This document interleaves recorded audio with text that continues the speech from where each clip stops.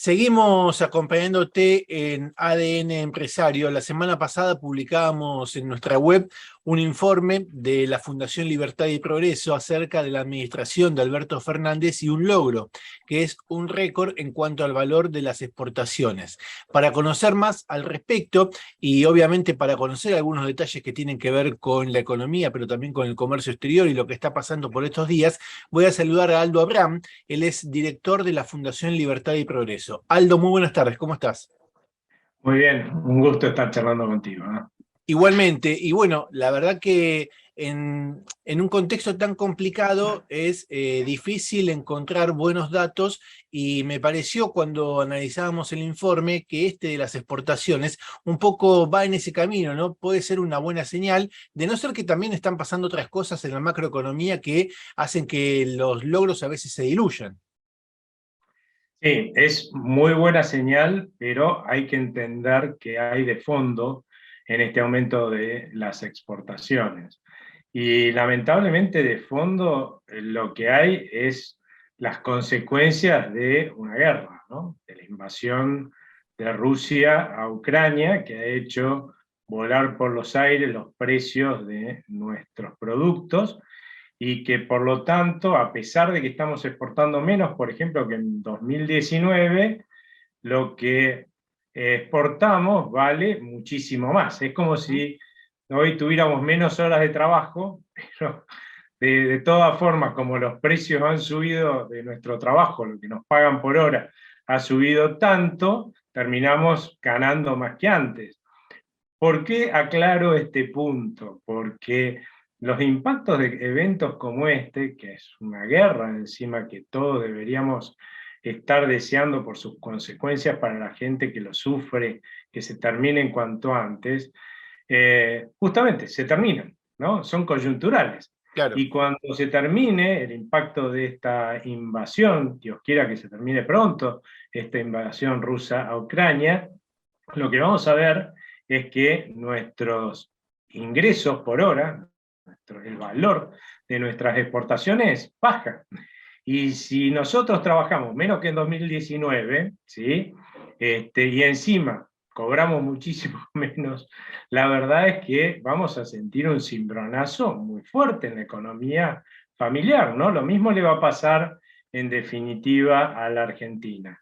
Está bueno tener un mayor sueldo por hora, pero la verdad es que deberíamos estar haciendo las cosas para poder exportar más cantidad de productos, cosa que no está sucediendo. Lamentablemente la economía argentina no cesa de ganar en ineficiencia por las medidas que se toman desde el gobierno, y más ineficiencia es menos cantidad exportada, no más.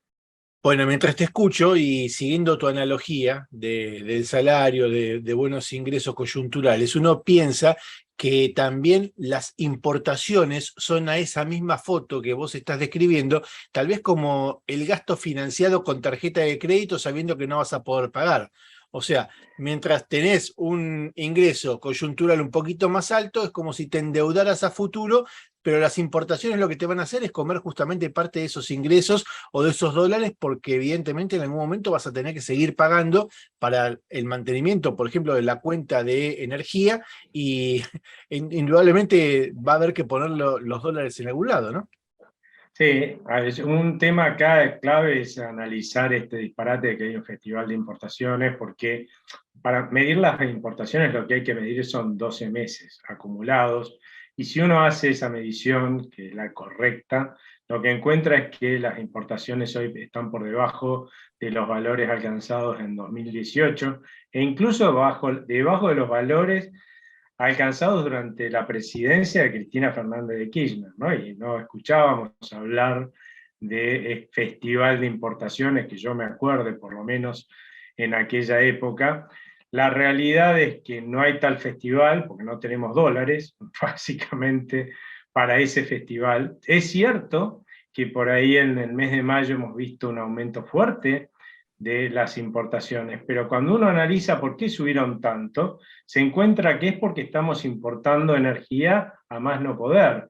Y esa importación de energía no se debe a que en la Argentina no hay posibilidades de generarla. Tenemos a vaca muerta, que culpa del gobierno kirchnerista siguió muerta, apenas estaba resucitando cuando este gobierno, la verdad, con las condiciones generales de la economía que está imponiendo, ha ralentizado ese crecimiento, y obviamente hoy no tenemos la energía que necesitamos, que deberíamos incluso estar exportando gas, y no tenemos gas para nosotros, y lo tenemos que traer de afuera, carísimo. Y bueno, sí, pero eso no es que hay un festival de importaciones de todos nosotros, no. Lo que hubo es un desastre que se ha hecho en el sector, con el sector productor de hidrocarburos, que estamos pagando las consecuencias. Y el desastre lo hicieron ellos, ¿sí? Aldo, a principio de semana estamos viendo que el dólar en el mercado paralelo ha tenido otro salto de precios importante, y lo que está dando justamente señales es de, a nuestro juicio, de dos cosas. Una puede ser de lo político, desconfianza o incertidumbre, y otra también desde lo económico, quizás un atraso en cuanto al valor de la moneda en el mercado oficial, ¿no? Porque indudablemente todos los precios han saltado en el mundo, y en Argentina hay algunos que han quedado pisados. Los combustibles es uno de ellos, que ya se habla también de un salto de precios de la nafta para dentro de algunas semanas, y el dólar, que de alguna forma también va siguiendo esa coyuntura, ¿no? Sí, sin lugar a dudas, la explicación que diste es la correcta, porque en realidad, ¿por qué los bancos centrales terminan poniendo cepos, ¿no? Como este que tenemos ahora, y que es el número 23 encima, ¿no? El número 23 que va a fracasar también. Lo hacen porque quieren mantener un dólar, un valor del dólar que es artificialmente bajo, ¿no? Ese es el objetivo de un cepo fundamentalmente, y contener en cierta medida lo que se pueda la fuga de capitales, pero mayormente es mantener un tipo de cambio bajo. Y es lo mismo, en definitiva, si te pones a pensar, a tener a fijarle un precio máximo al aceite, ¿no? Y esto lo va a entender doña Rosa, porque nos guste o no lo hemos Claro. vivido tantas veces. Vos fijás un precio máximo al aceite, y ¿qué es lo que pasa? Que bueno, como es más barato de lo que debería valer, la gente demanda más aceite, y como es más barato de lo que debería valer, los productores producen menos aceite, y entonces cuando vas a buscar el aceite a la góndola del supermercado, ¡epa!, no hay, ¿no? Claro, en el mercado cambiario no puede pasar eso, ¿sí? Y entonces el que repone el aceite es el Banco Central con sus reservas, pero tampoco eso es sustentable. En algún momento se le acaban las reservas. Entonces, ¿qué hace? ¿Cómo hace el supermercado? Cuando le obligan a tener siempre el producto con precio máximo en la góndola, o sea, siempre llena de aceite, o vas al supermercado y te dicen, uno por cliente, ¿no? Y entonces restringe la oferta, la demanda, quiero decir, de el aceite, y de esa forma tiene siempre aceite en las góndolas. Bueno, ¿qué ha hecho el Banco Central en definitiva con este cepo y todos los anteriores que se han puesto? Bueno, decir, bueno, todos aquellos señores y empresas no pueden demandar dólares en este mercado, entonces yo lo puedo fijar más barato, pero como cada vez lo fija más barato, y el mismo cepo hace que haya cada vez menos incentivo a entrar dólares y más incentivos a sacarlos de alguna forma, y haya más incentivo a demandar dólares y menos incentivos a ofrecerlo, claro, cada vez, para no perder reservas, tiene que restringirlo más, que es lo que hemos estado viendo en estos días, y que no va a parar. El Banco Central ahora dijo, bueno, pero espérenme un poquito, ¿sí? Que en septiembre, esto en septiembre lo revertimos, pero se olvida que cuando empezó este gobierno y todos le decíamos hay que salirse cuanto antes del cepo, porque nos va a llevar a una crisis, nos dijeron, no, pero cuando esté reestructurada la deuda privada, salimos del cepo, lo flexibilizamos. Reestructuramos exitosamente la deuda privada, y al mes estábamos con el super cepo, ¿sí? Bueno, pero ahora esperen, no, porque cuando arreglemos la deuda con el fondo, todo se va a resolver, y no se resolvió. Y bueno, y espérenme por que ahora con la cosecha, y resulta que llegó la cosecha y siguen perdiendo reservas. Es evidente que el cepo no cierra por ningún lado, y en la medida que demoremos en salirnos del cepo, ¿sí? La verdad es que los costos van a ser mayores y si no lo hacemos a tiempo, lo que va a pasar es que como tantos otros que fracasaron en el pasado, quizás tengamos hasta una hiperinflación, ¿no? Vemos a 3 fracasos de cepos en la Argentina, lo siguieron 3 hiperinflaciones, ¿no? Ahora te pregunto, y quizás sea una pregunta dolorosa, ¿no? Pero ¿salir del cepo implica un salto de precios del dólar también?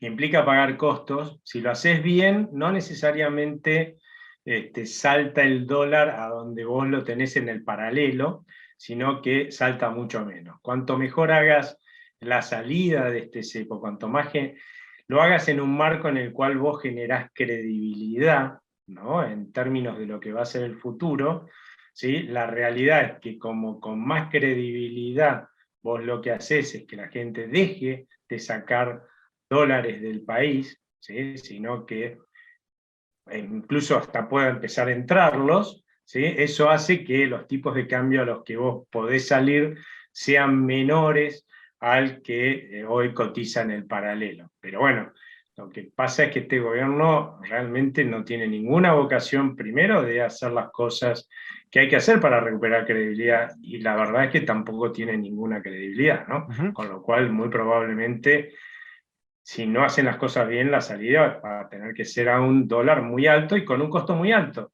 Ahora, ojo, porque estamos hablando de costos altos, ¿no? Pero ya los argentinos tenemos experiencias en crisis, ¿no? Tenemos experiencias en hiperinflaciones. Y si uno, por sostener un cepo que es insostenible, termina en una crisis, saliendo por una crisis, el mayor costo social y económico se paga en una crisis. O sea, es la peor de las opciones. Bien, comenzamos hablando de las oportunidades de exportaciones, de la coyuntura que brinda el contexto internacional a través de la guerra entre Ucrania y Rusia, luego hablamos de importaciones y ahora del cepo. ¿Cómo ves que va a ser el segundo semestre? Porque uno dice, desde el gobierno de Mauricio Macri en adelante, siempre se habló del segundo semestre como si fuese una época calendario de la Argentina, que el primero era bueno y el segundo era un poquito más flojo. ¿Cómo imaginás que va a ser este segundo, teniendo en cuenta dos cosas? Que el primero era donde había que recaudar más dólares, pero que comparado con el año anterior, que se habían llegado a recaudar cerca de 6.500 millones de dólares, en este contexto actual no está ni en el 20%.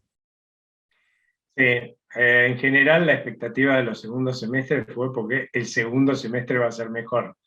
Y la verdad es que no se termina Claro, dando en la realidad y esta vez tampoco va a darse lamentablemente porque lo más probable es que la pérdida de reservas, más allá de una ganancia coyuntural por las medidas que ha tomado hoy, que son muy malas para la economía y para el aparato productivo, o sea que esto costo en términos de económicos y por lo tanto en términos de empleo, de salarios y de bienestar de los argentinos va a tener, ¿sí? La realidad es que el segundo semestre vamos a tener cada vez menos, un banco central pudiendo comprar menos, ¿no? Hoy compró 250 millones de dólares simplemente porque nadie estaba operando en ese mercado, porque no sabían ni cómo operar, más o menos como para comprar, porque las medidas eran nuevas, pero en la medida que el mercado, las empresas, se vayan acomodando a estas nuevas restricciones que ha puesto el Banco Central, la demanda va a volver a subir, y lo que vos vas a ver es que en el tiempo el Banco Central va a volver a perder reservas y vamos a terminar con muchas menos reservas que hoy a finales de año, eso lo firmo ya hoy.